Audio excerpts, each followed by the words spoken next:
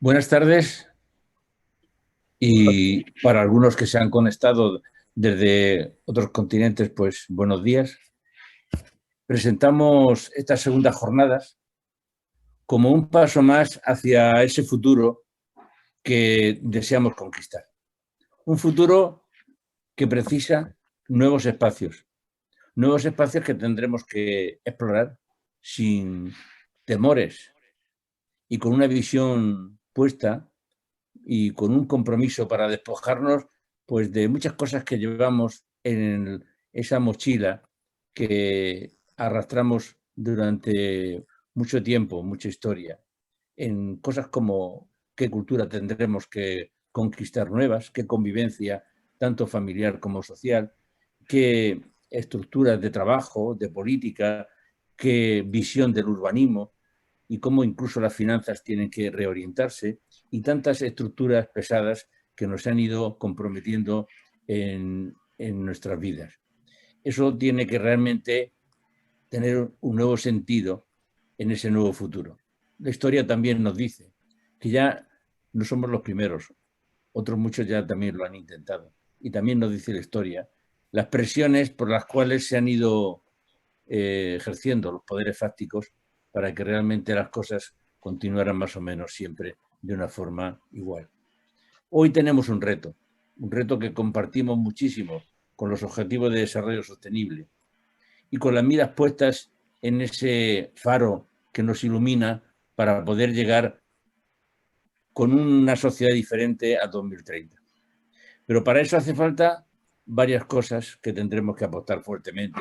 Una nueva economía, que es como decir también una nueva sociedad, que es afirmar que precisamos nuevas políticas del gasto, nuevas políticas de visión de la sociedad y también nuevas políticas en la red de reparto. Y para tan amplios escenarios es para lo que realmente estamos impulsando estas jornadas desde el Ayuntamiento de Molina de Segura, desde la Cátedra Abierta para la Innovación y la Participación de las dos universidades, la Universidad de Murcia y la Universidad Politécnica de Cartagena, desde la Asociación Interbarrios y de varias asociaciones y organizaciones que se han sumado como colaboradores de estas jornadas. Se desea estar presente y asumir una cuota de responsabilidad, porque construir ese futuro es construirlo con la participación ciudadana.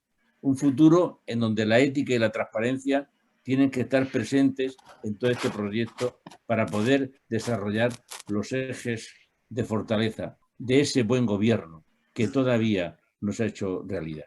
Y ya no quiero extenderme más porque no es mi motivo, solamente es la presentación y no tenemos mucho tiempo.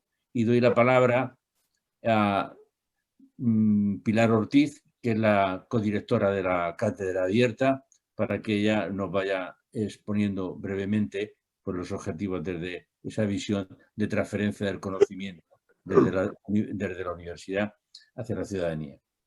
Pilar, tienes la palabra. Muchas gracias. Buenas tardes a todos. Muy brevemente mi agradecimiento al Ayuntamiento de Molina y a todas las asociaciones por esta iniciativa y el impulso a esta iniciativa ilusionante. Por supuesto, también al presidente del Consejo Económico y Social por presentar a nuestro conferenciante de hoy y, como no, indudablemente a nuestro conferenciante, a Carles Manera, al que le agradecemos enormemente su presencia.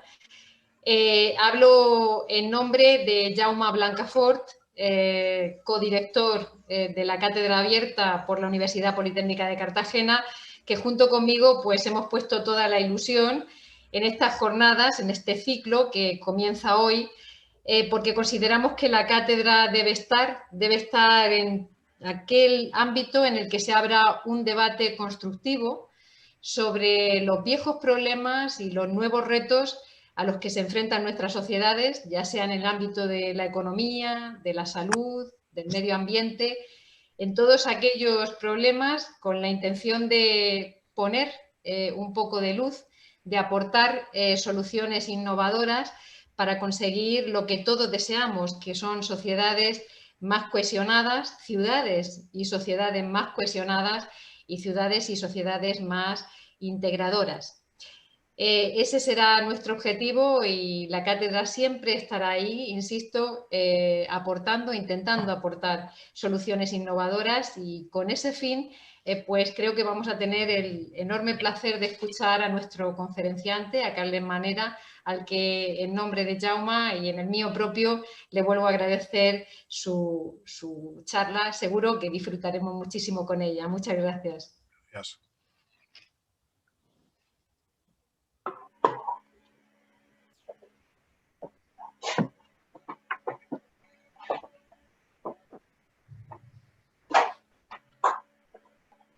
Pepe, debes activar tu micrófono, por favor.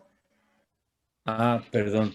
Le doy la palabra a Esther Clavero, alcaldesa de Molina de Segura, para que nos haga la presentación desde la institución municipal de estas jornadas. Muchas gracias, Pepe, y muchísimas gracias a todos. Antes de comenzar, lo que quiero es fundamentalmente saludar a quienes participan en esta primera videoconferencia del ciclo. Gracias, por supuesto, a Carles Manera por aceptar nuestra invitación. Es todo un honor. Gracias, Pepe Molina, siempre, por tu entusiasmo y por tu buen hacer.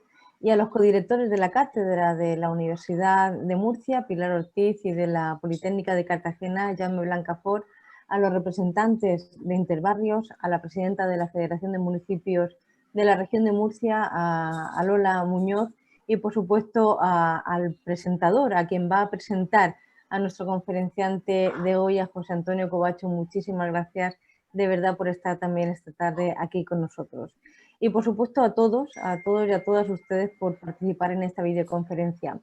Si algo podemos destacar, o si algo me gusta a mí destacar de este ciclo de conferencias, es la forma de trabajar de forma transversal entre quienes tienen que poner el conocimiento en las instituciones y en la sociedad, esa transferencia de conocimientos, las universidades públicas de nuestra región, por supuesto, el ayuntamiento, los ayuntamientos, la Federación de Municipios, el Ayuntamiento de Molina, que son las instituciones más cercanas a la ciudadanía, y, cómo no, la sociedad civil, que debe ser fundamental en toda toma de decisiones y en toda configuración de aquello que pueda suponer toma de decisiones para transformar nuestras ciudades. Así que gracias también a Interbarrios por estar siempre y por sumar tanto.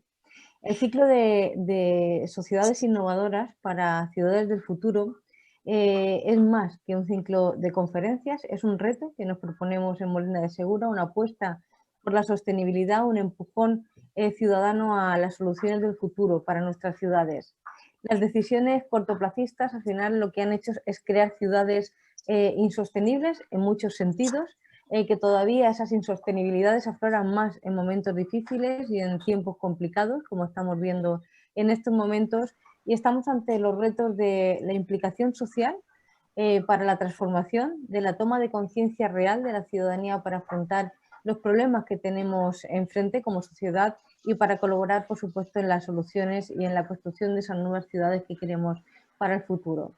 Y este ciclo, que aspira a ser mucho más largo de lo que puedan ser estas 4 conferencias que presentamos en este momento y durante este segundo ciclo, esperamos que dure al menos 2 años, será una apuesta en común al final y una apuesta por el bien común, entendido como una reacción social organizada para dar respuesta a los problemas actuales, y aspira también, por supuesto, a ser un lugar de encuentro interdisciplinar y transversal y que nos empuje a reflexionar. Así que os agradezco de verdad a todos vuestra participación esta tarde en la videoconferencia inaugural. Ojalá este debate, ojalá este ciclo nos enriquezca a todos y al mismo tiempo pueda fortalecernos. Gracias de verdad a quienes habéis trabajado para hacerlo posible. A todos, muchísimas gracias. Muchas gracias, Esther. Y voy a dar la palabra al profesor José Antonio Covacho. José Antonio Covacho, permitidme un momento que lo quiera presentar, es catedrático de la Universidad de Murcia, presidente del Consejo Económico Social y es consejero del Consejo de la Transparencia de la región de Murcia. Es, lo quiero remarcar, una personalidad comprometida en estas ideas del desarrollo y en un compromiso precisamente de su especialidad, de cómo llevar el derecho para que el derecho nos sirva un poco para caminar en esas reformas que pretendemos. Yo le agradezco mucho que haya aceptado la participación y que no he hecho antes referencia al conferenciante Carles Manera, un gran amigo y compañero en Economistas frente a la crisis, porque se lo dejo para que realmente José Antonio Covacho nos presente al conferenciante. José Antonio, muchas gracias por tu participación y tienes la palabra. Muchas gracias, querido Pepe, por tus palabras. Yo saludar, por supuesto, a don José Molina, saludar desde luego también a doña Esther Clavero, como no, alcaldesa, y además a la que tuve el honor de conocer en el tiempo que formó parte del Consejo Social de la Universidad de Murcia, hace años, a Pilar Ortiz, y en definitiva a todos los que están aquí presentes, mi saludo más afectuoso. Bueno, yo tengo que presentar brevemente a Carles Manera. Carles Manera nació en el año 1957, es catedrático de Historia Económica en el Departamento de Economía Aplicada de la Universidad de las Islas Baleares. Por lo tanto, ha sido vicerrector de Planificación Económica de la Universidad de las Islas Baleares entre los años 1996 y 2003, consejero de Economía, Hacienda e Innovación del Gobierno de las Islas Baleares entre 2007 y 2011, presidente del Consejo Económico y Social de Baleares entre los años 2017 a 2020 y en la actualidad es consejero de Gobierno del Gobierno del Banco de España. Ha trabajado como investigador y profesor en la London School of Economy de Londres, en el The New School for Social Research en Nueva York, en el Instituto Universitario Europeo de Firenze, de Florencia, Bolonia, entre otras instituciones. Tiene una enorme obra investigadora, habida cuenta que es autor de 10 libros y 187 trabajos de investigación publicados con gran índice de impacto y en revistas reconocidas de investigación. Sus líneas de investigación se centran en el desarrollo de la economía turística, tan importante como es el turismo para España, también desde luego para las Islas Baleares, los procesos de crecimiento económico, también desde luego las Islas Canarias y el resto de España, claro está.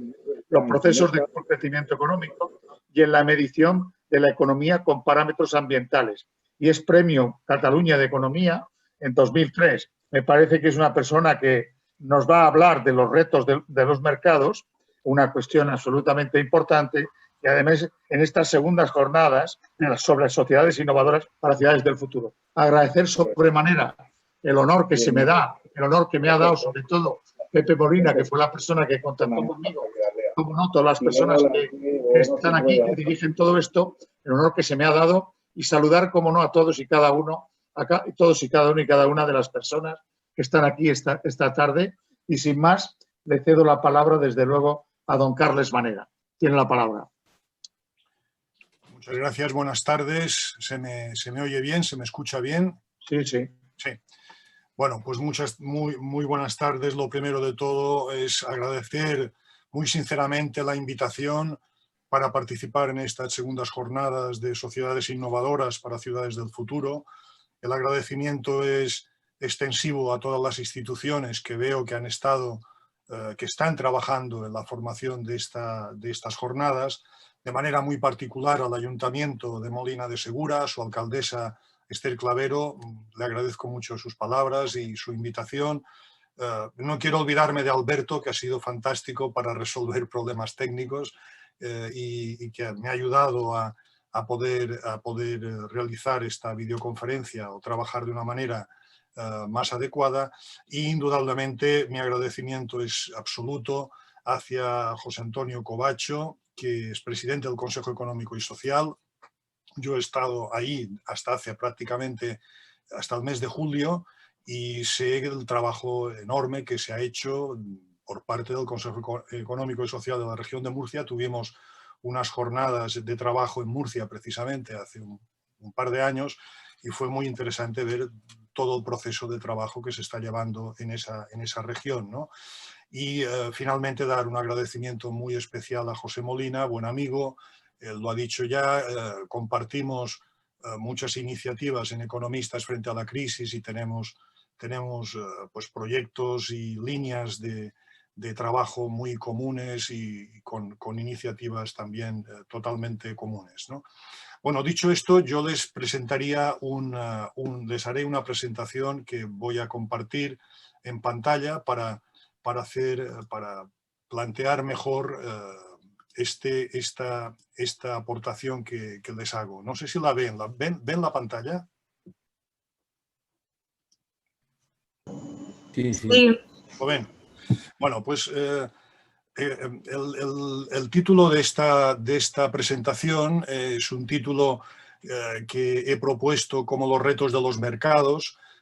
Quiero decirles que no voy a adentrarme en lo que significarían mercados financieros o mercados más propiamente de este tipo, sino que mi idea es plantearles una serie de retos que a mi juicio tiene la economía actual para que puedan ser objeto de debate si es procedente en la sesión del coloquio.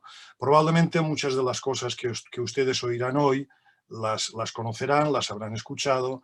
Mi intención ha sido ordenarlas en un mosaico un poco inteligible, teniendo en cuenta que son muchos aspectos bastante desordenados en muchos casos.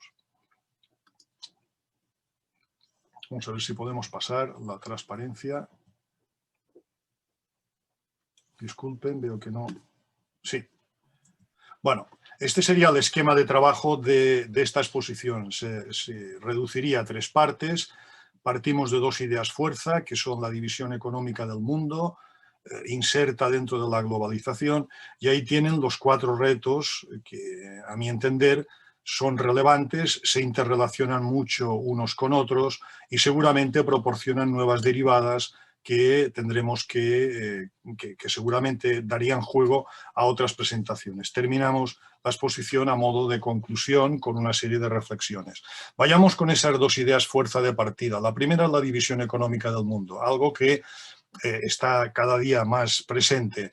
En este proceso económico en el que vivimos podemos detectar 5 grandes áreas económicas, 5 grandes regiones que yo también de forma muy telegráfica les he resumido en esta transparencia.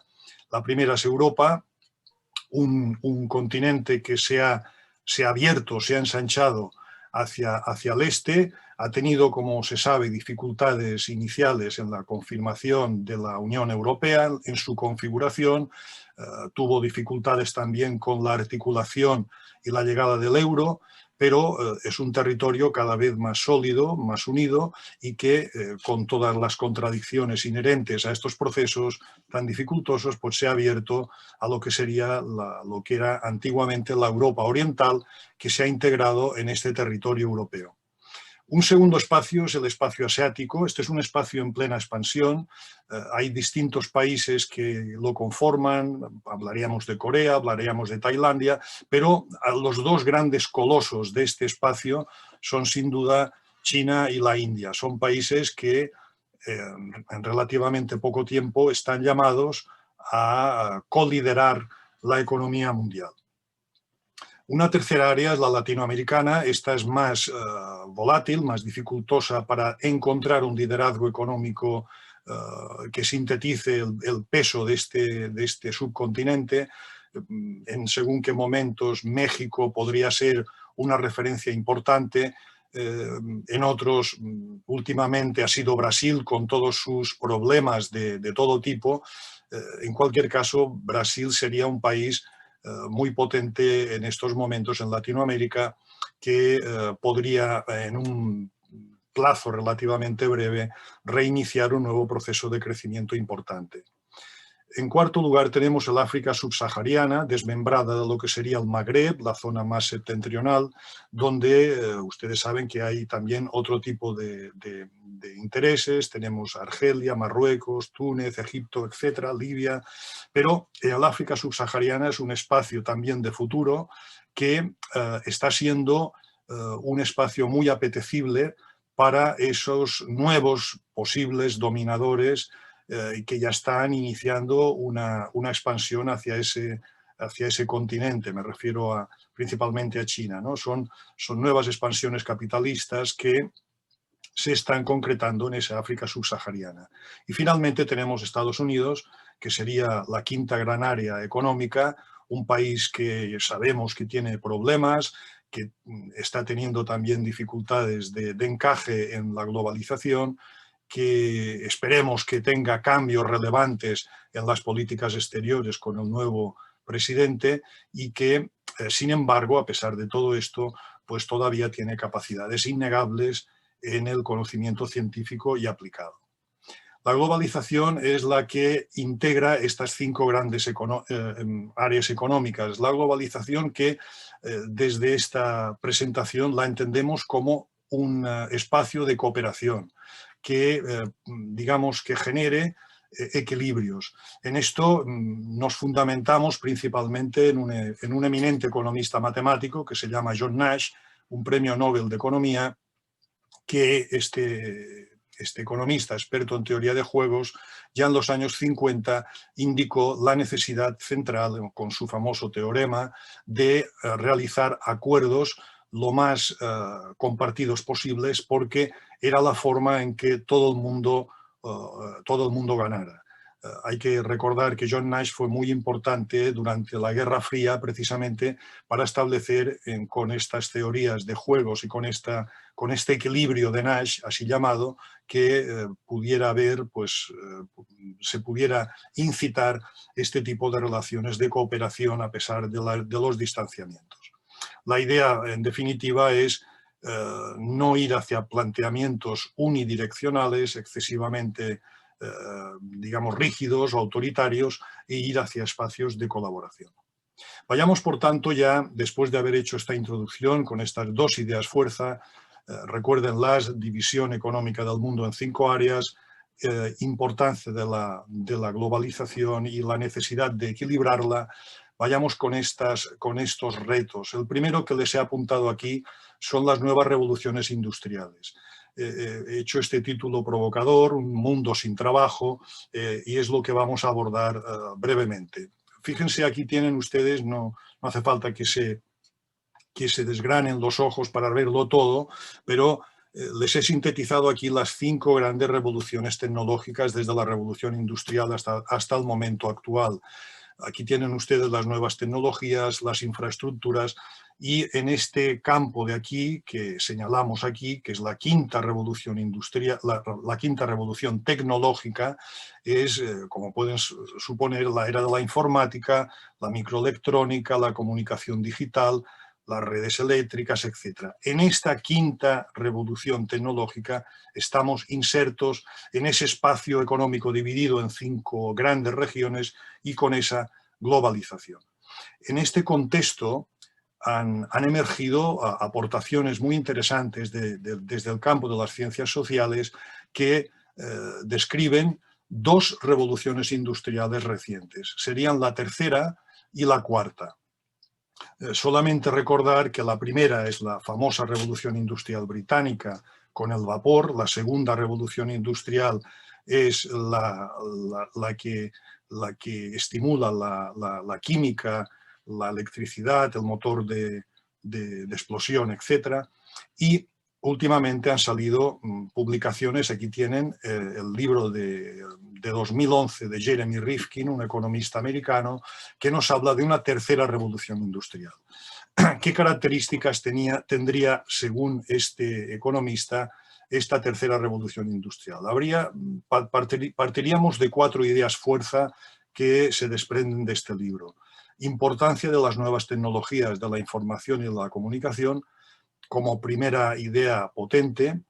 Una segunda sería una apuesta clara que hace Rifkin por las energías renovables. Fíjense que todos son campos que ahora se están debatiendo mucho en el marco de los fondos europeos y en el marco del Green New Deal de la Comisión Europea y de otras plataformas y de otros ámbitos. Un tercer elemento sería la existencia de una información fluida relacionada con esa revolución tecnológica y finalmente un mundo en red. Estas serían las 4 ideas básicas que derivarían hacia 5 ejes básicos del libro de Rifkin. Lo que me interesa destacar de este slide que tienen aquí ustedes sería básicamente 2 o 3 cosas. Primera, la transición hacia una energía renovable. Esto lo encontramos en esta tercera revolución industrial, que se extenderá hacia otros trabajos de futuro, en la siguiente relación, ¿no? La transformación de edificios en microcentrales eléctricas utilizando las energías, sobre todo la tecnología fotovoltaica, que cada vez es más barata. Es decir, de alguna forma se trataría de sembrar de placas fotovoltaicas los tejados, digamos, de los edificios, sobre todo públicos, pero también privados. Esa es la idea de Rifkin. Y, por otra parte, utilizar lo que él ha denominado la tecnología del hidrógeno, la economía del hidrógeno, es decir, la formación de baterías similares a una batería de un automóvil que permita almacenar energía y que nos haga, por tanto, en uno y otro caso, más libres, por llamarlo de alguna forma, de los combustibles fósiles convencionales, el petróleo, el carbón y el gas. Esto permitiría, según Rifkin, descentralizar la producción y el consumo energético, y junto con el dinamismo de las redes de Internet, pues facilitaría mucho los procesos de cambio hacia una transición energética nueva. El libro de Rifkin fue muy polémico, ha sido muy polémico, pero le cedió paso a 2 libros, uno de ellos muy reciente, publicado hace apenas unos meses, el 2020, pero el anterior es del 2016, el de Klaus Schwab, y este de 2020 es de Patricio Bianchi. Klaus Schwab es un economista que es uno de los líderes del foro de Davos de Suiza, un foro muy reconocido por ser un centro de reflexión, un think tank de la economía internacional. Se reúnen cada año en Suiza, en Davos, dirigentes políticos, economistas de mucho prestigio, y reflexionan sobre temas importantes. Uno muy reciente sobre el cual se reflexionó fue precisamente sobre esta 4ª revolución industrial, que seguiría o que complementaría la de Rifkin. Esto ha sido, a su vez, complementado por el trabajo de este economista italiano, experto en economía regional, que se llama Patricio Bianchi. ¿Qué ideas fuerzas se desprenden de estas aportaciones? Fíjense, 5 ideas importantes. El avance en inteligencia artificial, la robótica, la digitalización, bueno, aspectos que nos preocupan a todos los que trabajamos en el mundo de la economía de una forma o de otra. Una apuesta nítida por nichos de inversión y de trabajo nuevos, la nanotecnología, la biotecnología, la neurotecnología, es decir, elementos que parten de microchips y que pueden ser incluso ajustados al organismo humano y que pueden realizar una monitorización incluso de las enfermedades, etc. Esto es un planteamiento muy interesante sobre el cual se está investigando muchísimo hoy en día. Según las ideas de esta 4ª revolución industrial, aquí tienen un punto de controversia con la tercera. Aquí no hablan de descentralización, como, si recordamos, habla Rifkin, con edificios donde tiene cada uno su energía, la produce, la consume, sino que, según los teóricos de esta 4ª revolución industrial, se necesitarían procesos de centralización energética. Es decir, esto sería otra dimensión de la energía. Tendría un 4º elemento, la importancia de la vinculación territorial en los nuevos procesos de crecimiento industrial. Esto a mí me parece particularmente interesante para las economías regionales de España, es decir, la recuperación de economía y territorio, la visión de la economía enraizada en un territorio concreto que tiene sus particularidades, que quizás no encajen muchos aspectos en cuanto a elementos de carácter general que se pueden ir divulgando hoy en día, pero que es cada vez más importante. Esto recuerda poderosamente lo que se hizo en los años 70, 90 del siglo pasado en las economías regionales italianas, que pudieron crecer gracias a esa idea del distrito industrial que hoy en día parece que se está recuperando de nuevo y que tiene una enorme, desde mi punto de vista, vigencia para la economía regional de España, para las distintas regiones en función de sus características.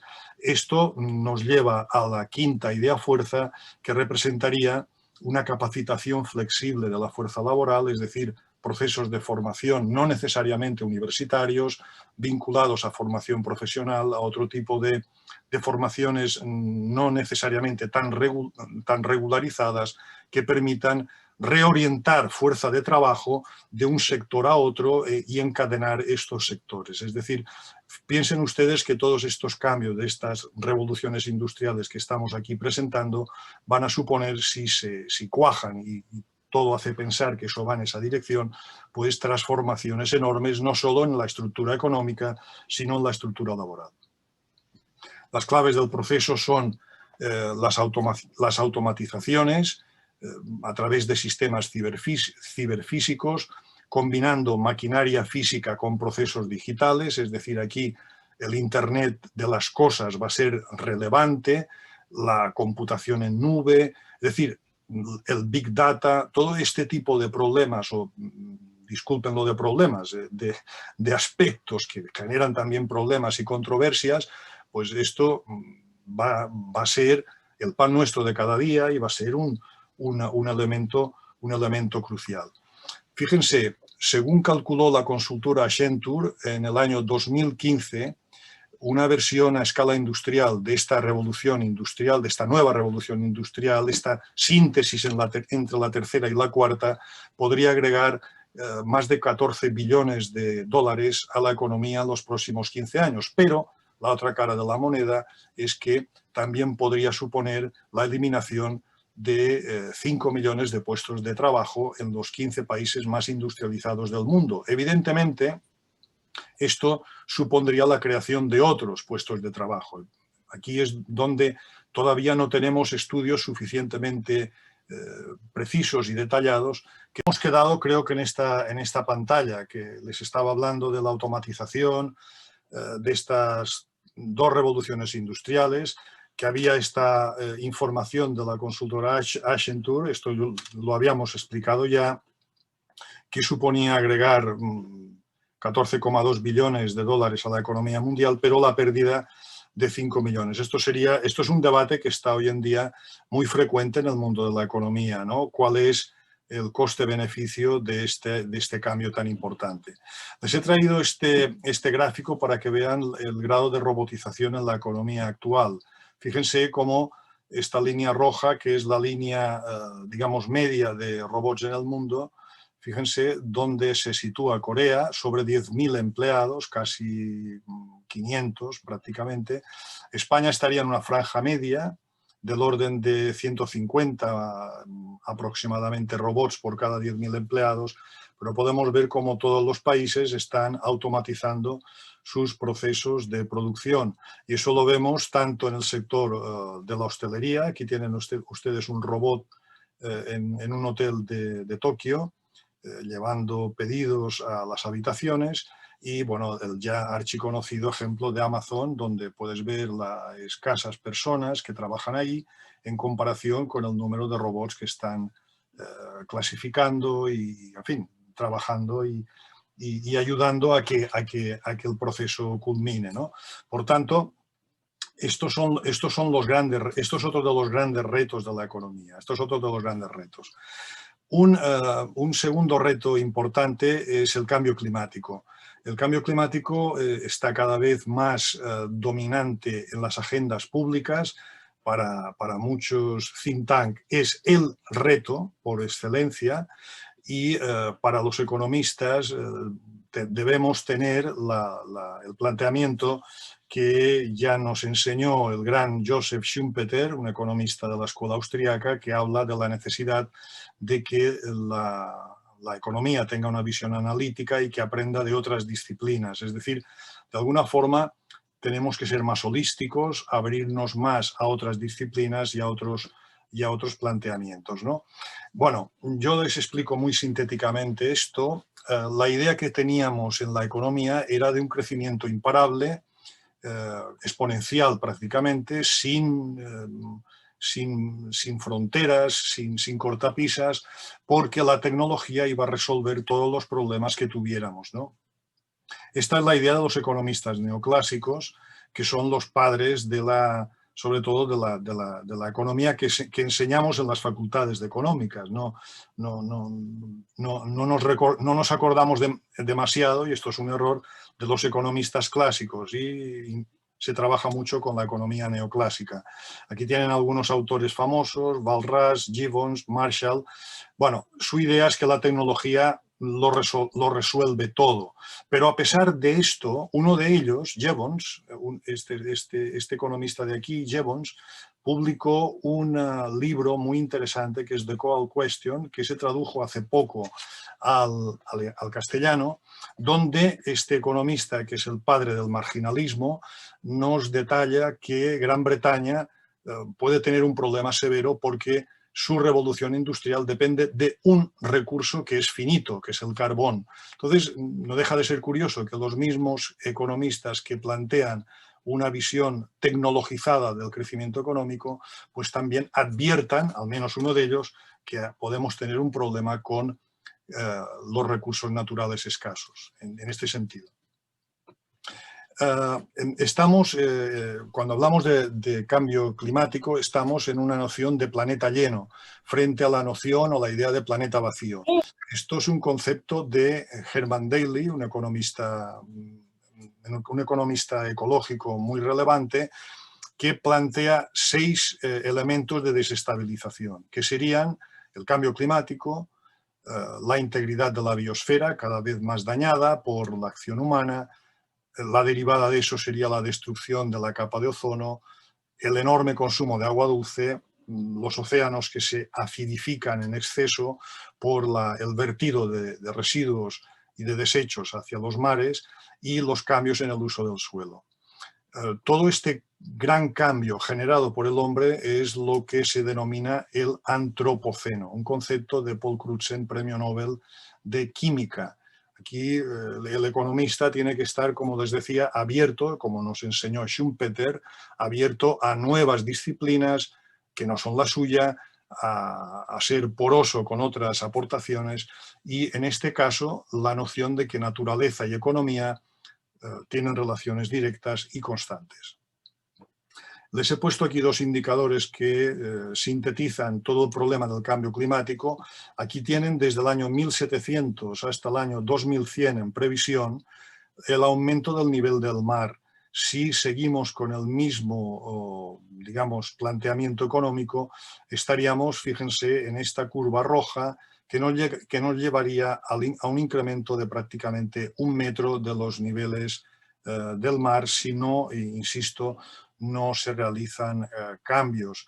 Esto está muy relacionado con lo que ven en la gráfica de la derecha, con las emisiones fósiles de CO2 por habitante. Estas 2 gráficas tienen una simbiosis absoluta. Esto va a impactar sobre esto y efectivamente puede representar problemas, imagínense, en economías costeras, ¿no? En economías regionales costeras que pueden tener pues esa dificultad. En el caso de las economías turísticas de sol y playa sería un ejemplo al respecto, ¿no? Fíjense cómo en el gráfico de la derecha nos encontramos con que ese continente, ese espacio asiático que yo les hablaba al principio, pues tiene ese perfil en sus emisiones de CO2. Aquí tienen el papel central de China, de India también, pero en contraste con otros espacios donde está habiendo un mayor control en las emisiones de combustibles fósiles, en la quema de carbón, de petróleo, de gas. Los asiáticos pues están creciendo muchísimo económicamente y lo están haciendo a partir de los parámetros económicos que descansan sobre los combustibles fósiles convencionales, ¿no? Esto nos lleva a una derivada que es que ya se planteó por parte del Club de Roma en los años 70, no sé si recuerdan ese trabajo de los años 70, a raíz de la crisis de la energía, si había límites al crecimiento. Bueno, los límites al crecimiento, según las investigaciones más recientes, estarían en las cantidades crecientes de residuos o en los procesos de contaminación que genera la actividad económica. Esto ya no es un mantra de los economistas radicales o de los grupos ecologistas. Esto hasta importantes economistas ortodoxos como Kenneth Arrow, Premio Nobel de Economía, pues publicó un trabajo multidisciplinar en Science donde explica que el crecimiento económico no cura, no preserva los males ambientales. Por tanto, los economistas debemos, o los científicos sociales en general, debemos medir el impacto de las economías con otros indicadores, que pueden ser indicadores de carácter biofísico y que no necesariamente son indicadores de perfil crematístico o de perfil más economicista. En economía, recientemente se está planteando la utilización de la física termodinámica para explicar procesos de desarrollo económico. Yo aquí les he puesto muy simplemente esta idea a través de dos autores, Kenneth Boulding y Georgescu Roigen. Son dos importantes científicos y simplemente explicarles que Boulding nos habla de dos tipos de economía, lo que él denomina la economía del cowboy, es decir, una economía en la cual se analizan los recursos como algo ilimitado, que supone, bueno, la conquista del oeste, recuérdenlo, extensiones de terreno, inhóspitos, a descubrir, a explotar, etcétera, incluso de manera violenta. Esta es la economía del cowboy en la que Boulding cree que estamos instalados. Y luego está la economía del astronauta, es decir, ver la Tierra como una nave, como un espacio sin reservas ilimitadas y que por tanto se debe controlar, se debe preservar y se debe amortizar de alguna manera, ¿no? Georgescu Roigen complementa todo esto. Georgescu Roigen es un economista muy interesante que nos plantea la relación entre la física y la economía a partir de las leyes de la termodinámica. Solo les apunto estos dos argumentos, ¿no? Recuerden que la materia ni se crea ni se destruye, sino que se transforma, es decir, cualquier actividad económica no disipa sus residuos, sino que esa actividad transforma unos trozos de carbón en una masa gaseosa que se expande hacia la biosfera y hacia la troposfera, con lo cual eso genera externalidades negativas para la economía.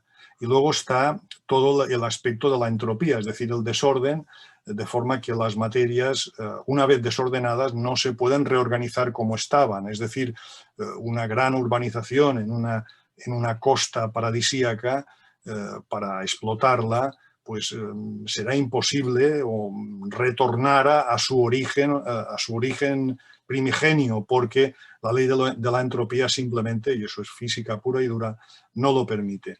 Por tanto, ¿tenemos límites al crecimiento? Pues sí.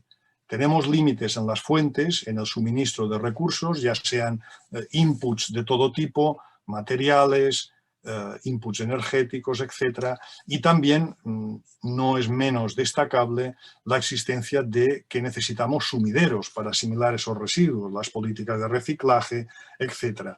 Esto sería la aportación de esa relación explicada de forma telegráfica entre economía y termodinámica. Todo esto se canaliza hacia la transición energética sobre la que ya hemos hablado, ya nos habla Rifkin, de alguna forma nos habla Schwab y Bianchi, y que supone la adopción de tecnologías que, y eso me parece importante subrayarlo, son muy competitivas y son más baratas que las convencionales, que las de los combustibles fósiles. Por ejemplo, toda la tecnología derivada de las placas fotovoltaicas pues está generando una competencia muy significativa, muy positiva, porque es una tecnología más económica, más barata y con enorme eficiencia en la producción energética. La digitalización, por otra parte, contribuirá precisamente a esto que llamamos la desmaterialización de la economía, es decir, la utilización de la economía y de los productos, del consumo, de una forma más responsable, para que se den cuenta de un ejemplo muy simple, cualquiera de nuestros teléfonos móviles está compuesto por más de 30 metales diferentes, algunos de ellos en peligro de extinción. Son materiales que pueden desaparecer en poco tiempo, de manera que esto nos ayuda a entender es decir, el control en el consumo, el control en los cambios, etc., ¿no? El tercer reto es el cambio demográfico. El cambio demográfico, fíjense, la población entre 1650, la perspectiva 2050, nos colocamos en 9.000 millones de habitantes en esa población, con unos perfiles de pirámides demográficas muy interesantes, ¿no? Aquí tienen la de 1995 y les he puesto una esperada para 2025. Tienen los países de bajo ingreso, los países de ingreso alto. Veamos la del 95 muy rápidamente. Fíjense cómo los países de bajo ingreso tienen la pirámide muy bien formada, con una base muy amplia. La población es muy joven en ese año 95 y se va angostando hasta su vértice porque la población mayor es muy minoritaria. Esto no pasa en los países de ingreso alto, donde la pirámide tiene una barriga más pronunciada en el centro entre los 34 años y prácticamente los 65. En esta franja hay más población. Fíjense, hay menos población. En el caso de las mujeres hay bastante más, como pueden ver, en contraste con los hombres, pero hay más población en la zona más alta y hay menos población, quería decir, en la base de la pirámide. La población hay poca población joven. Es decir, ya en el 95 detectamos envejecimiento poblacional que se agudiza cuando vamos al 2025. Los ingresos de perfil bajo, pues esa pirámide ya se empieza a descalabrar, sigue habiendo una base muy importante, pero empieza a haber nichos de población entre los 30 y 50 años que va creciendo. Pero fíjense los ingresos altos. La pirámide prácticamente se invierte, tienen la base arriba. La población de más de 75 años va a ser mayoritaria en hombres y mujeres y la población más juvenil pues se reduce. Esto nos genera un problema, una dificultad o un reto que son, como ustedes pueden imaginar, las pensiones futuras. En España, fíjense, tenemos en 2010 un 17% de población mayor de 65 años y se espera que hacia el 2050 esa población aumente al 32%. Eso avala todo lo que hemos dicho en la gráfica anterior en relación a ese envejecimiento gradual de la población. Finalmente, el último reto son los nuevos liderazgos que se están produciendo. Nosotros en esta exposición, al principio de mi charla, ya hemos apuntado aspectos relevantes, los hemos vuelto a recuperar con el ejemplo, con el crecimiento de China, sus mayores emisiones, etc., ¿no? Aquí tienen muy sintéticamente una gráfica que sintetiza el comercio mundial. Fíjense, la barra roja son importaciones sobre el total mundial, la barra azul son exportaciones. Fíjense cómo las barras más grandes corresponden a Asia y a Europa, que prácticamente nuclean el grueso de exportaciones e importaciones en el mundo. Lo más interesante del gráfico, a mi entender, es que aparecen estas barras tan inmensas del continente asiático. Eso se relacionaría con ese avance de China y de India en el mercado mundial. Fíjense cómo los otros países pues tienen cifras más ajustadas e incluso Estados Unidos pues observen cómo reducen su peso relativo en contraste con Asia y en contraste con Europa. Por tanto, aquí tienen ustedes una prueba más en el campo del comercio mundial de este liderazgo gradual de Asia. Las inversiones de China, fíjense, también son muy relevantes. Las inversiones de China avalan lo que habíamos dicho al principio de la conversación. El 18% se van al África subsahariana, a ese territorio donde hay materias primas, metales raros, metales importantes, energía, donde los chinos están invirtiendo muchísimo. Y los otros campos de inversión pues son el Asia occidental, Asia oriental Europa y el mundo árabe. Pero observen cómo en este sector exterior, en el movimiento de capitales, pues hay un interés enorme del capitalismo chino por este espacio.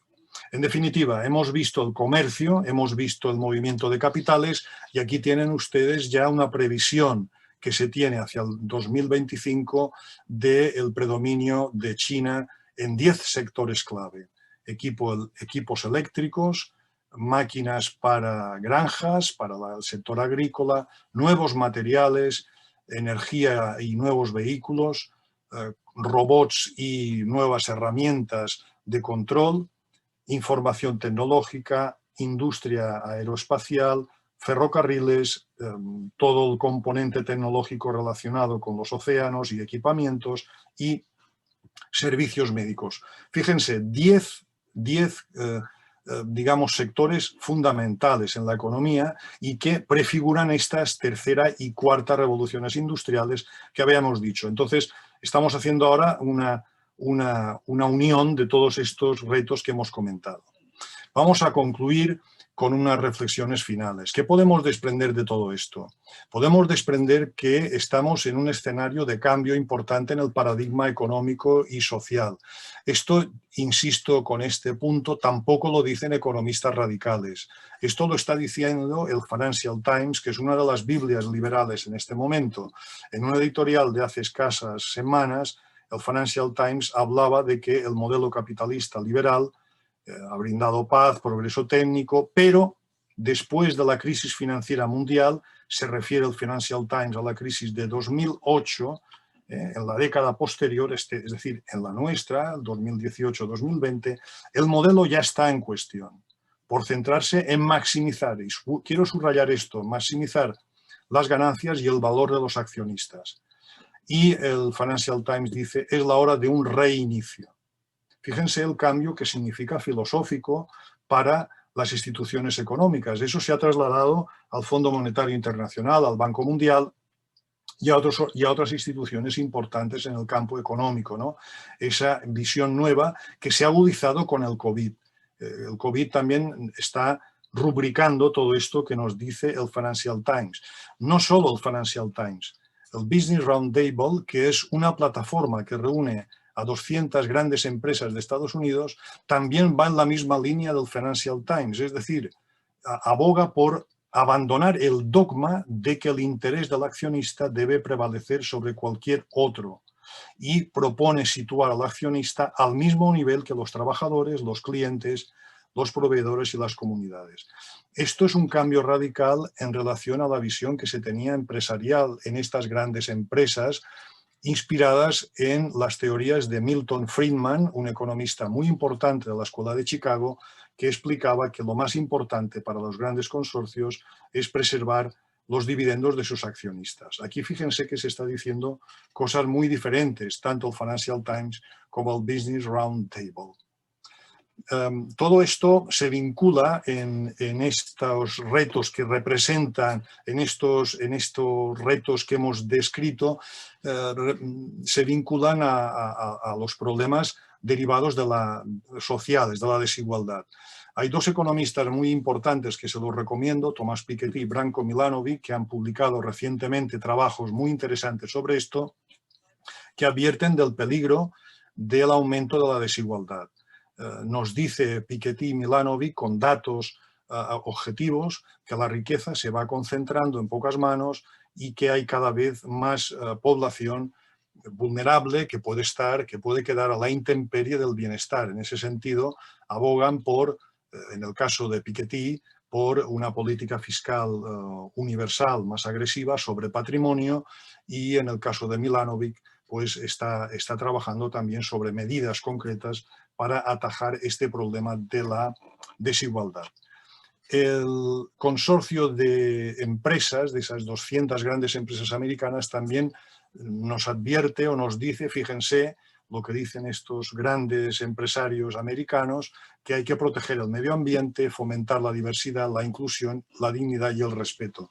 Esto les aseguro que es insólito, esto no no lo leíamos hace 10 años, 15 años. Hace 10 años, cuando se produjo la gran recesión, no se escuchaban ni se leían declaraciones de este tipo como se están haciendo ahora.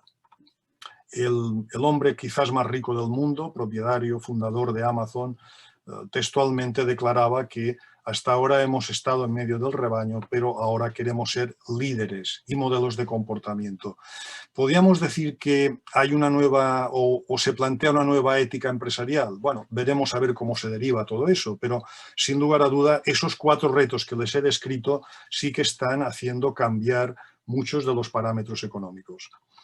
Finalmente, 10 reflexiones de la situación actual y del futuro próximo, marcadas por la incertidumbre de la pandemia. Voy muy rápido para no cansarles. En primer lugar, la población mundial es previsible que va a crecer más en los países emergentes. Yo les hago todo esto con enorme precaución y cautela. Hacer augurios hoy en día en economía es muy difícil por la situación de incertidumbre que estamos viviendo. En estos países emergentes el PIB crecerá bastante y con ello la demanda de más servicios. Esta demanda será el producto precisamente de ese incremento de la riqueza por el incremento de la población. Es decir, el PIB se augura que va a crecer la población. Nosotros hemos dado datos en esos 2 vectores y la demanda también va a crecer la demanda de energía, la demanda de productos, etc. Esto implicará mayor consumo de recursos. Probablemente podríamos asistir a un déficit en materias primas, metales, energía, etcétera, necesarios para determinados procesos de producción. El teléfono móvil es un ejemplo elocuente, un bien de consumo muy extendido que prácticamente, si ustedes siguen un poco las propagandas que se hacen sobre la telefonía móvil, pues prácticamente cada 15 o 16 meses aparece un nuevo modelo que requiere pues más materias primas, más ingredientes, más inputs. Los precios se augura que puedan ser más volátiles teniendo en cuenta este déficit de materias primas, la posibilidad de algún desabastecimiento en esto también es factible, todo eso es deducciones que podemos ir haciendo. La búsqueda de sustitutos para determinados elementos escasos que son necesarios.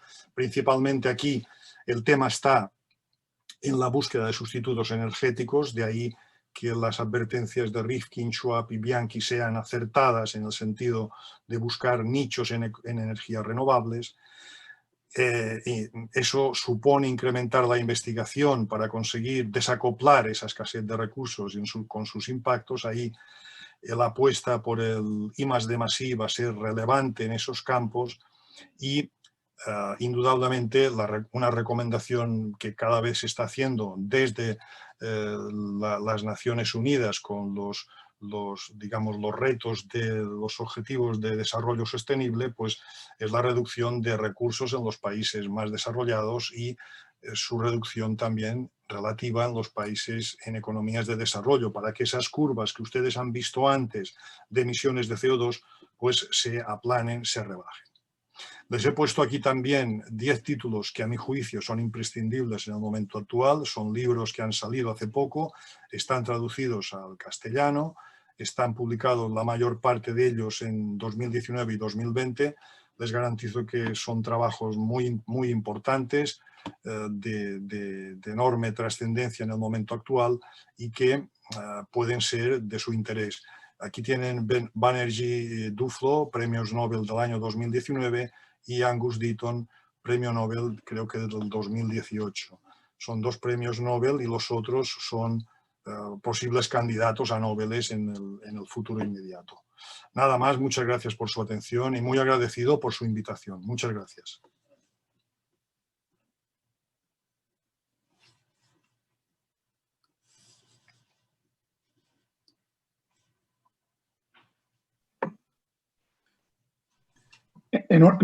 Enhorabuena, muy sinceramente. ¿Se me oye bien? Sí, muy bien, muy bien.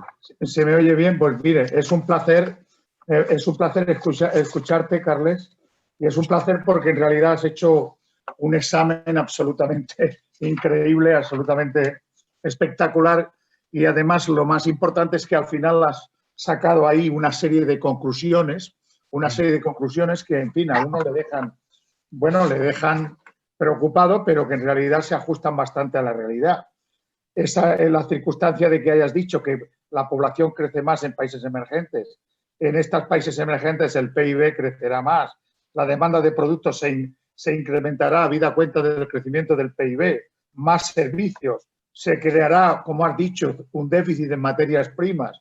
Efectivamente, habrá una volatilidad en los precios, se incrementará el desabastecimiento, en fin, habrá que buscar sustitutos. Bueno, en realidad, repito, ha sido un placer escucharte, te felicito muy sinceramente. Yo creo que esta cátedra de innovación para la especialización que llevan adelante, que codirigen dos personas, entre ellas mi compañera y amiga Pilar Ortiz y cómo no, por supuesto, José Molina, han acertado mucho en traerte, en hacer que nos impartas una conferencia tan magistral. Ha sido un placer escucharte. Muchas gracias. Hay una pregunta que se ha formulado. Bueno, ¿qué repercusiones tienen estas perspectivas, digamos, lo que tú crees que va a pasar, digamos, qué repercusiones va a tener para el futuro la población a corto y medio plazo? ¿Cómo se prepara para ello a la población? ¿Qué se puede hacer ante lo que tú ves, a lo que tú auguras, a lo que tú ves que puede ir sucediendo? ¿Qué se puede hacer? ¿Qué hacer? ¿Qué hacer? Bueno, muchas gracias. ¿Se me escucha bien? ¿Se me oye? Perfectamente. Bueno, es una pregunta muy importante esta que formulas y muchas gracias por tus palabras, de verdad, muchísimas gracias. Bueno, la repercusión en el futuro es un reto para las ciencias sociales, es un reto para los gobiernos nacionales, autonómicos, municipales, etc. Aquí hay varias cosas.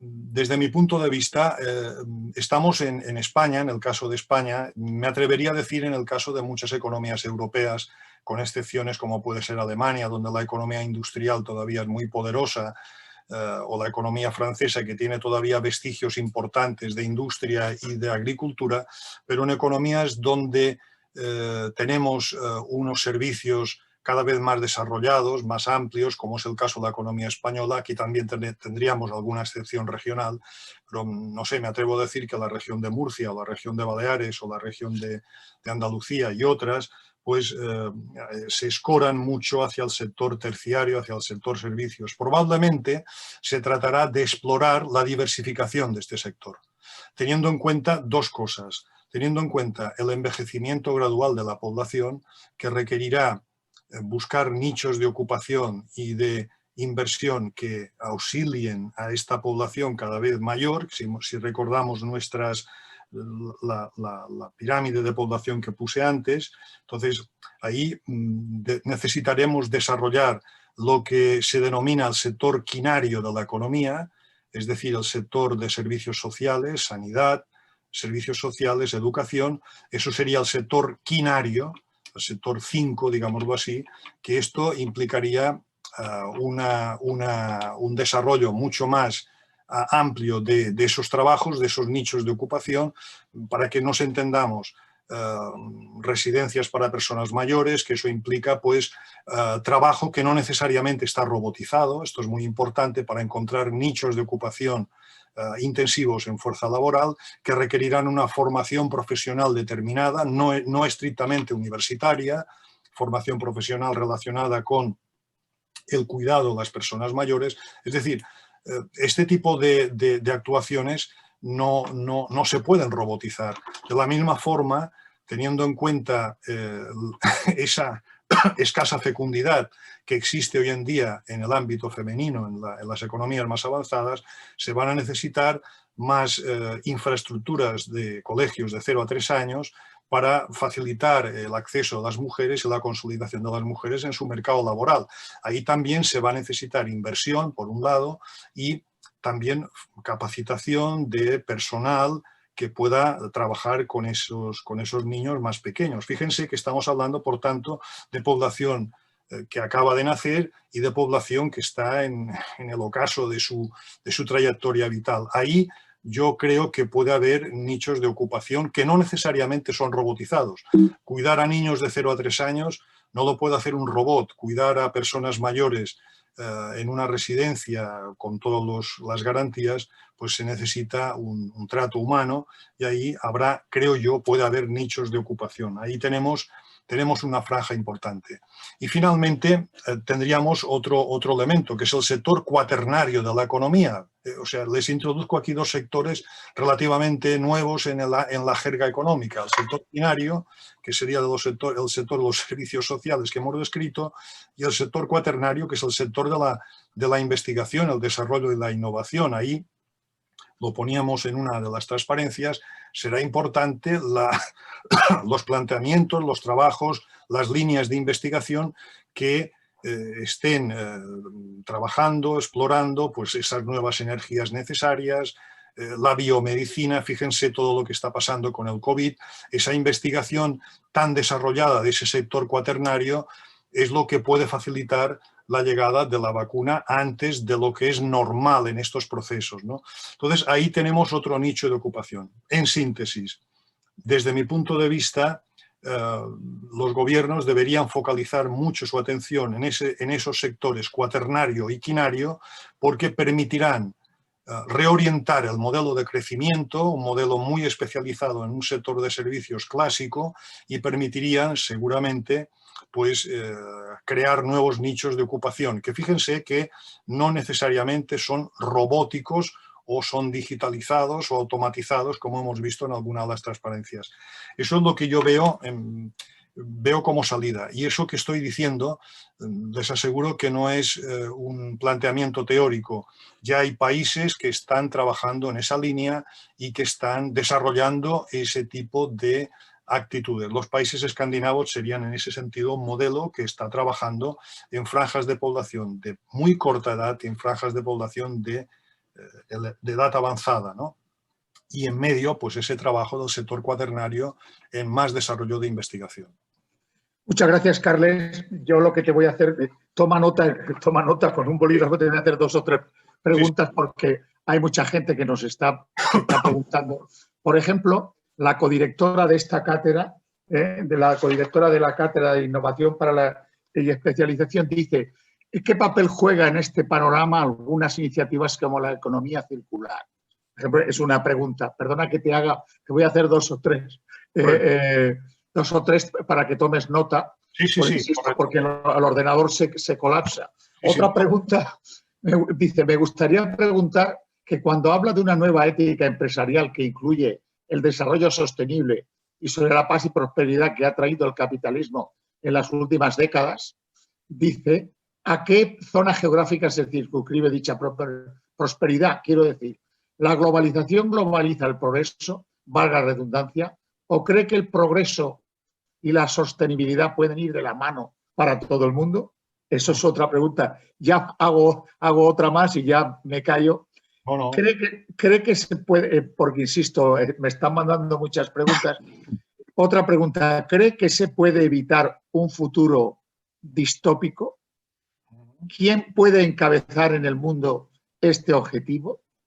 Fíjese, ¿cree que? Y por último, me gustaría también, lo tengo aquí pendiente, que me gustaría que el representante de Intervarios, que no tomó la palabra al principio de todo esto, cuando llegue el momento procesal oportuno, que decimos los juristas, pues que también pueda intervenir. Pues Carles, muchas gracias y adelante, si hay alguna pregunta más, pues ya te la iré formulando. Gracias. Bien, bueno, la verdad es que las preguntas que me han hecho son de enorme interés y si yo soy capaz de contestarlas, pues seré candidato al premio Nobel, porque realmente responder determinadas cosas va a ser muy difícil, ¿no?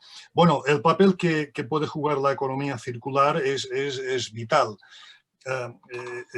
Claro, todos estos procesos de sostenibilidad o de desarrollo sostenible, si son efectivos, porque tenemos que también evitar las magias verbales, ¿no? En el mundo, incluso en el mundo de los colectivos sociales, en el mundo político, etcétera, la tendencia a utilizar conceptos muy ampulosos que luego es difícil que se puedan concretar, es lo que a mí realmente me preocupa. Yo creo que hay que ir concretando eso. La economía circular, fundamental, es decir, hay que ir, como decíamos antes en una de las transparencias, a controlar los materiales que usamos y los residuos que generamos, los sumideros y los inputs. Y eso significa pues, intentar trabajar con parámetros de desarrollo sostenible que utilice las economías locales, que el kilómetro cero, etc. No se trata ahora de hacer una disertación extensa sobre eso, pero indudablemente el papel que juega la economía circular debería ser vital. A mí lo que me preocupa más es que todo eso se debería concretar en proyectos específicos. Ahora tenemos una oportunidad de oro con los fondos de reconstrucción, con este llamado de otra forma el Green New Deal de tantos miles de millones de euros que la Unión Europea va a poner a disposición de los gobiernos. Ahí tenemos una oportunidad de oro para trabajar este tipo de proyectos, pero hay que concretarlos.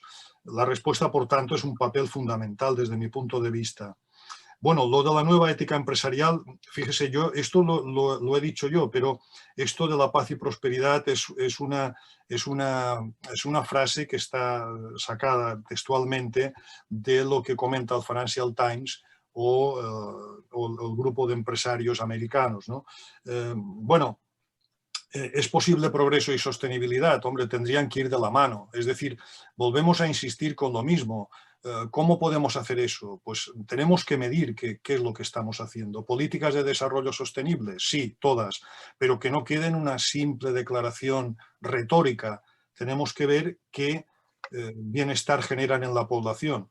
Yo a mis alumnos les explico que la función básica del economista es provocar bienestar a la población. Entonces, las medidas que se tomen, yo les digo, son tremendas según la medida que se tome de cara a la sociedad. Es decir, podemos, subiendo o bajando tipos de interés, por ponerles un ejemplo muy simple, podemos generar mucho dolor o mucho bienestar. Entonces, tiene uno que medir muy bien y concretar muy bien qué es lo que estamos haciendo en este respecto, ¿no? Entonces, progreso y sostenibilidad son totalmente compatibles. Lo que pasa es que hay que ver los proyectos que se estén desarrollando y de qué forma se pueden tirar adelante. ¿Me estáis escuchando bien? Sí, sí, sí. Luego, el futuro distópico, ¿se puede evitar? Bueno, yo creo que estamos insertos en un futuro ya distópico, en una situación que tenemos ya problemas que nos van a hacer cambiar todo. Estos 4 retos que yo les he apuntado van a ser determinantes y ya están generando cambios relevantes. Lo que está pasando con el COVID nos trasladará a un escenario también distópico. Por ejemplo, todo lo que representa el teletrabajo. Hemos corrido en 5 o 6 meses el trayecto que deberíamos haber hecho en 5 años. Eso también es una distopía, en este caso supongo que beneficiosa para facilitar la vida de las personas, ¿no? ¿Quién puede protagonizar eso? Bueno, es muy difícil decir esto, ¿no? Si se refiere la persona que me hace la pregunta a si es un protagonismo de algún gobierno concreto, pues yo no creo que haya un liderazgo mundial en este aspecto, ¿no? Yo pienso que aquí tiene que haber un trabajo en marcos internacionales, trabajando de forma conjunta entre distintos países, entre distintas áreas, para poder aportar una hoja de ruta que sea razonable. Esto no es una frase también vacía de contenido. Una hoja de ruta razonable es, pensando en el bienestar, trabajar en el tema de conseguir contaminar lo menos posible, abogar por un nuevo cambio energético, por una transición energética, trabajar para contrarrestar el cambio climático, etcétera, ¿no? Se trataría de esto. Me dicen que tengo la cámara parada, pero yo tengo aquí el vídeo, lo tengo. No, pero se te oye perfectamente. La cámara está parada, pero se te oye perfectamente, ¿eh? Ahora la vuelvo a poner. Ahora ya se te ve, ahora se te ve. Se había quedado enconcado el tema, sí. Bueno, vamos a ver. Sí. No, disculpa, no te quiero interrumpir, disculpa, creía que habías concluido. No, ya está. Y esta sería la respuesta. Es decir, el cambio distópico, ¿quién lo puede encabezar? Pues yo no veo ningún gobierno mundial que digamos que sea el que nuclee todo eso. Yo veo más... Yo creo que aquí la idea de este economista que les he comentado, Patricio Bianchi, de recuperar esa idea distritual de la economía, vincular economía a territorio, esto es lo que nos puede hacer humanizar los cambios, esos retos que hemos dibujado aquí. Eso nos puede hacer humanizar esos cambios, esa proximidad mayor y sobre todo ser muy eficientes con los recursos que nos lleguen por la vía de los fondos europeos. A mí eso también me preocupa. Bueno, antes no he dicho el nombre de las personas. Bueno, la pregunta está relacionada para el futuro distópico. La formula Francisco Javier. Lo que pasa es que no puedo leer exactamente su apellido porque no está aquí. De acuerdo. Pero bueno, y ahora voy a decir las dos personas que formulan dos preguntas más. Aparte de que está pendiente la intervención de, como he dicho antes, de Interbarrios. Por ejemplo, Jaume Blancafort pregunta, más allá de los gobiernos nacionales y regionales, ¿pueden las corporaciones municipales actuar para potenciar la adaptación a esta evolución social y económica? Tanto, ¿pueden los municipios, los gobiernos, las corporaciones municipales? Esta pregunta es de Jaume Blancafort. Y también mi compañero y mi amigo Emilio Martínez Navarro también pregunta, dice, de la globalización, en la globalización se mueve mucho el dinero y las mercancías, pero se frena la inmigración de las personas. ¿Debería regularse mejor la inmigración? ¿Debería regularse mejor la inmigración? Bueno, pues adelante. Vamos a ver, en el caso de la primera pregunta que formula Jaume, hombre, yo lo he insinuado ya en la respuesta anterior. Es decir, yo creo que efectivamente la conexión territorial con el cambio económico me parece, a mí desde mi punto de vista, me parece relevante. Aquí de lo que se trata, creo yo, que es que los ayuntamientos o consorcios de ayuntamientos puedan trabajar conjuntamente con proyectos que sean, digamos, que se acojan a esos proyectos tractores que seguramente va a haber con los fondos europeos. Los fondos europeos van a ser determinantes para incrementar inversiones públicas en los próximos años y esto va a representar también un reto para los municipios. Pero para conseguir eso hay que tener proyectos. Esto es fundamental y hay que tener proyectos desde la base más directa del territorio, que son los municipios. Claro que pueden. Yo creo que el ejemplo de las regiones italianas lo ha demostrado. La base de los municipios, la conexión con la región, en este caso, en nuestro caso serían con los gobiernos autonómicos o los gobiernos de las diputaciones y tener una colaboración en este sentido muy sensata, evitando en este aspecto protagonismos partidistas, etcétera, que a veces suele pasar en el mundo de la política, ¿no? Entonces, yo creo que sí, que los gobiernos municipales tienen cancha. Pero dicho esto, no es menos cierto que es necesario que esos gobiernos también aporten proyectos que sean razonables, que sean plausibles, que puedan ser sinérgicos con otros municipios, que vayan de acorde con lo que plantea el gobierno regional y que sobre todo se acojan, se enlacen con los proyectos tractores que seguro el gobierno de España va a tener que hacer para acudir a los fondos europeos que la Unión Europea va a poner a disposición. Esto sería, desde mi punto de vista, una idea importante, ¿no? Y luego, fíjese, esto que me ha preguntado, no recuerdo el nombre, lo de la Emilio, creo que se llama. Emilio Martínez Navarro. Emilio.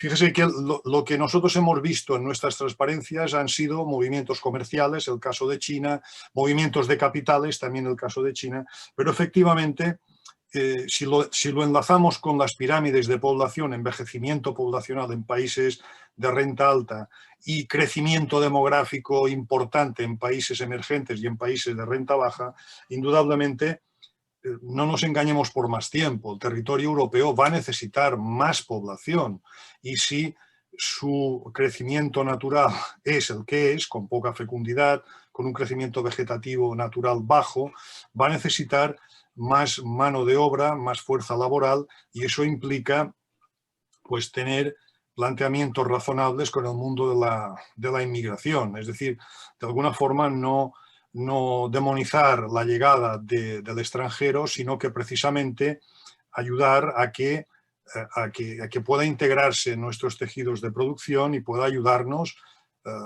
precisamente a todos los problemas demográficos que vamos a tener. Aquí, si recuerdan ustedes la transparencia de la barriga que tiene enorme la pirámide de población para el 2025, estamos hablando de un problema serio demográfico que va a condicionar el mundo de las pensiones. Necesitamos, por tanto, más población activa. Y si no la tenemos aquí, pues vamos a necesitar población extracomunitaria. Al respecto, yo no me resisto, antes de ceder la palabra, porque parece que en 5 minutos o así tendremos que terminar, no me resisto en preguntarte precisamente, Carles, un tema que para Murcia tiene mucho interés. Ahora mismo la agricultura murciana y la agricultura de Alicante, la agricultura de Almería, en definitiva, toda la agricultura que sobre todo se ha forjado en los últimos 40 años con el trasvase Tajo Segura, por lo que estás diciendo, si uno va al campo de Cartagena, por ejemplo, o va a determinadas zonas agrarias, se encuentra con que la gente que está trabajando allí, la gente que trabaja en todo ese sector, en un 90-95% son extranjeros, cuando algunas veces sobre todo son sudamericanos, hay muchísimos también, hay africanos. Cuando alguna gente dice que, en fin, que hay que cortar esto de la venida de extranjeros a España y a Europa, etcétera, etcétera, en definitiva, si eso fuese así, el problema que habría en Murcia, quiero decir Murcia, zonas de Alicante, que a donde llega el trasvase, zonas de Almería, ¿quién trabajaría? Y repito, ¿quién aportaría? Y luego hay sectores también, en Murcia, por ejemplo, el cuidado de las personas mayores, casi todo el cuidado de las personas mayores las llevan a cabo, sobre todo, insisto, mujeres extranjeras. En fin, tú este tema, ¿cómo lo ves tú este tema? Pues mira, José Antonio, lo veo igual que tú. Es decir, hay muchos sectores productivos que pueden tener problemas si no tienen el concurso de esa población activa que es inmigrante. En el caso de la agricultura es un caso elocuente. Aquí en Baleares también tenemos la parte agraria, que es muy reducida en la composición del Producto Interior Bruto, pero que todavía es tangible. Pues hay una población inmigrante muy importante que está trabajando, por población norteafricana, población sudamericana, que está trabajando en esos sectores. El sector de la construcción también es otro sector donde trabaja esa población. Entonces, se necesita indudablemente en determinados sectores que además la población autóctona, como es el caso de la agricultura, pues no ven como un recurso de futuro, pues ahí se necesita ese tipo de mano de obra. En el caso del cuidado de las personas mayores, eso formaría parte de ese sector quinario del que yo he hablado antes, ¿no? Ahí sí que se trataría de que hubiera una complicidad público-privada para dar formación a las personas que se dediquen a esto. Ya digo, no necesariamente formación universitaria, porque eso no se necesita completamente para esto, formación profesional que requiera, que es muy importante para nuestra economía, que requiera, por tanto, este tipo de conocimiento y de mayor permeabilidad a la hora de poder adoptar esos nuevos conocimientos. Por tanto, tanto en la región de Murcia, como me temo que en Andalucía Oriental, como en Cataluña, como en Madrid, como en muchas zonas de España, por no excluir a ninguna, yo creo que lo que dices, José Antonio, es muy acertado. No sería posible sin el concurso de esa población. Y eso se está viendo en Europa también, ¿eh? Se está viendo en Alemania, se está viendo en Francia, se está viendo en Italia. Otra cosa es que luego todo eso se utilice de forma tendenciosa para crear disensiones internas en el propio país, ¿no? Que eso lo hemos visto en Italia, lo hemos visto en Francia y de alguna forma lo estamos viendo en España, ¿no? Eso es lo que hay que evitar. Muchas gracias. Tengo una última pregunta y le cedo la palabra. Le voy a ceder después la palabra inmediatamente al representante de Interbarrios a la persona que lo representa. Pero tengo una pregunta de Ángel José Olá, dice, compañero, de qué modo el miedo se puede convertir en un elemento por parte de las autoridades para sus propios propósitos. Me pregunta eso, te pregunta eso. Muy buena pregunta de Ángel. Bueno, yo le contestaría, si me permiten la pedantería, lo que contestó el presidente Roosevelt cuando hizo el discurso del New Deal en los años 30, en plena Gran Depresión. Dijo Roosevelt que hay que perder miedo al miedo. Entonces, no hay que tener miedo al miedo, hay que superar esa situación.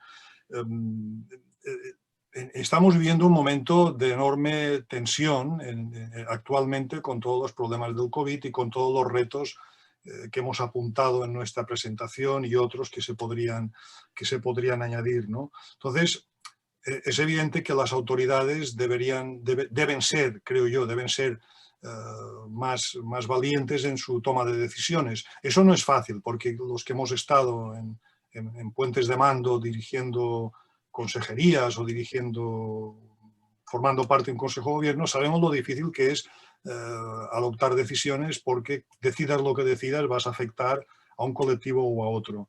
Pero sin lugar a dudas las autoridades tendrán que ser valientes y ser creativas en el sentido, estoy hablando estrictamente en términos de economía, en el sentido de plantearse proyectos de inversión que sean novedosos, que enlacen con ese cambio distópico en positivo que es necesario abordar con enorme celeridad. Y entonces, en este sentido, recordemos a Roosevelt, hay que perder miedo al miedo, eso es lo que hay que hacer. Lo que pasa es que no es fácil. No es fácil. Bueno, ahora sí que esta es la última pregunta y pasa después a intervenir el representante, la persona que representa a Interbarrios. Juani, me hace Juani así reza, así viene en el correo. Proyecto local. Dice, para la sostenibilidad, eficiencia energética, calidad medioambiental, ¿no sería más rentable, en lugar de crear nuevas ciudades, zonas urbanísticas, viviendas para mayores, utilizar las que ya tenemos, cerradas, abandonadas, proyectos para acoger a las personas mayores en viviendas tuteladas, en lugar de derivarlas a residencias siempre que no necesite cuidados paliativos, sin que tengan que abandonar su entorno, porque estamos polarizando la población, diferenciando, discriminando territorios, zonas, barrios. Te hace esa pregunta en concreto. No, muy buena pregunta la de Juani, muy buena. Claro, de lo que se trata es de utilizar lo razonable, es utilizar lo existente, no inventarse nuevas pólvoras sordas, ¿no? Es decir,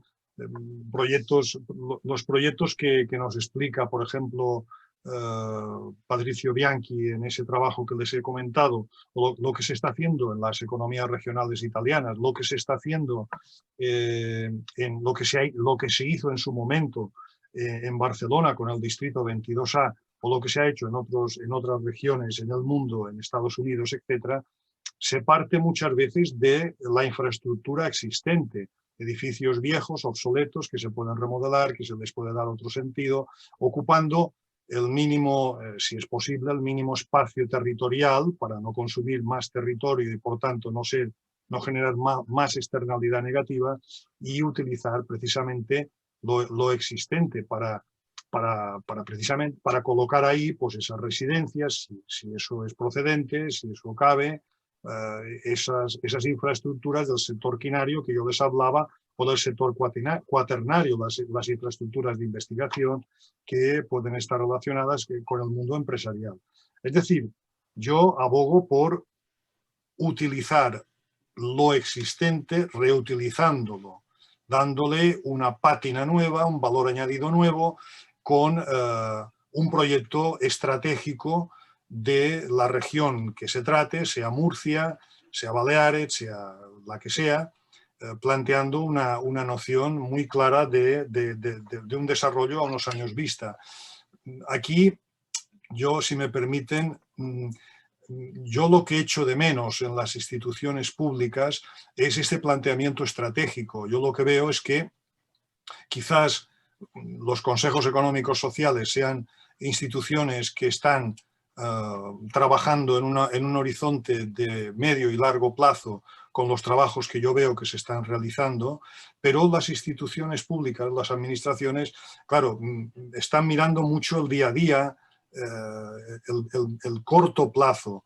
Entonces urgen reflexiones, trabajos, iniciativas que planteen hojas de ruta y que planteen hojas de ruta plausibles. Yo creo que ahí los proyectos locales forman parte de esa idea, utilizando lo ya existente, sin, como decía Juani, ir desarrollando nuevos proyectos que pueden ser algunos de ellos de carácter faraónico, que generan más consumo de territorio, que por tanto infrautilizan lo que ya tenemos, etcétera, ¿no? Por tanto, sí, los proyectos locales deberían, desde mi punto de vista, generar ese tipo de sinergias y utilizar las infraestructuras ya existentes remodelándolas. Bueno, yo decir, antes de ceder la palabra, decir que yo tengo mucha relación en mi condición de profesor universitario con las Islas Baleares, con la Facultad de Derecho de las Islas Baleares y con la universidad. He tenido la suerte de conocer a Beli Blasco, rector, y he tenido la suerte y también la pena de asistir, de conocer a Montse Casas. Sí. Estuve efectivamente en su funeral, en la funeral de Montse Casas, y tengo mucha relación pues con la gente de la Facultad de Derecho de las Islas Baleares, con Santi Cabanillas, en fin, con Santi, con bastante gente. Buenos amigos y buenos profesionales. Sí, bueno, efectivamente. Sí, estoy de acuerdo. Y he estado en cátedras allí y todo esto, o sea, allí en aquella facultad. Bueno, pues sin más, yo le voy a ceder la palabra, como no, le voy a ceder la palabra al representante de Interbarrios y luego actúo como me diga mi buen amigo Pepe Molina, que es el que, en definitiva, es el que ha organizado todo esto. Por lo tanto, tiene la palabra la representación de Interbarrios. Adelante.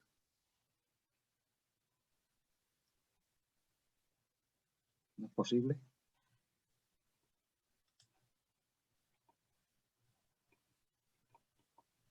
Parece que no es posible. ¿Sí? Bueno, pues en la invitación que hemos hecho ha sido por un error de principio y nos hemos saltado. Yo, en nombre de Interbarrios, decir que he apoyado mucho todo este proyecto y es algo en donde después tendremos que ir desarrollándolo. Se conecta José Antonio. Vale. Te dejo la palabra, José Antonio. Hola, buenas tardes. Le correspondía ostentar la representación de Interbarrios al compañero Miguel Beltrán, que es el presidente en funciones actualmente y que seguramente pues, estará esperando por ahí. No obstante, con el fin de no alargar mucho esto, y si él no plantea ningún inconveniente, pues nosotros queremos hacer una contextualización de esta jornada en un marco de un proceso participativo mucho más amplio.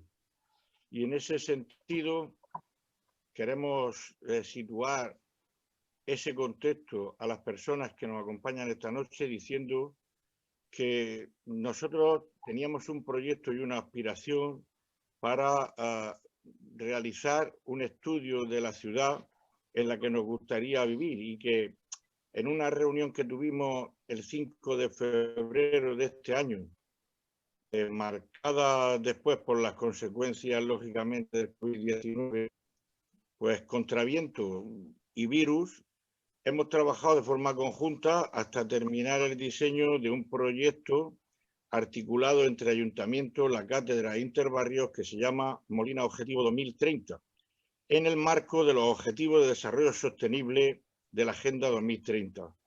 Y lo tomamos como una oportunidad de robustecer la participación del movimiento ciudadano organizado y de la ciudadanía en general a la hora de definir el tipo de ciudad, el tipo de Molina que queremos para nosotros y para nuestras familias, aportando ideas, propuestas y soluciones que nos hagan salir de esta crisis como comunidad inclusiva y cohesionada social y territorialmente, con una actitud resiliente que ofrezca esperanza de futuro a toda la población y en especial a los más vulnerables y a las generaciones más jóvenes.